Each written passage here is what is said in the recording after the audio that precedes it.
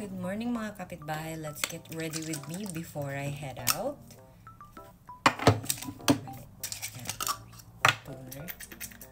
It feels dry pag wala kasi ako nilalagay sa face. But yes, okay, just want to quickly share with you how smooth my transaction with RCBC was kagabi. Ito story time, nakita ko kasi yung aking statement of account sa kanila kasi parang hindi pa dumadating. So, binuksan ko na siya dun sa mismong app niya.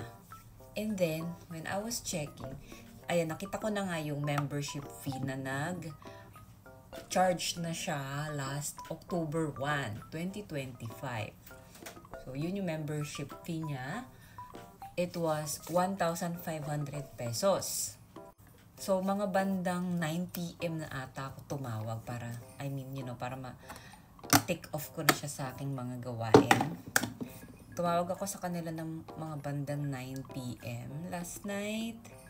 And it was so easy to waive the annual fee. Wala nang hininging kahit ano na gagawin. Wala nang kailangang i-apply na supplementary. Walang kailangang i-spend para ikaw ay ma-waive. So yeah, RCBC is talagang one of my favorites pa din when it comes to, credit cards.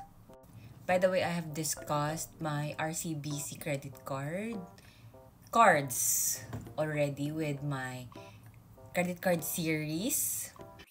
It's the RCBC Flex Visa, and then the other one is, I think that's Platinum. You might want to check out that video. I tell there the benefits or yung mga features ng card na yon. So yun lang guys, if you want this kind of content, please do like and follow.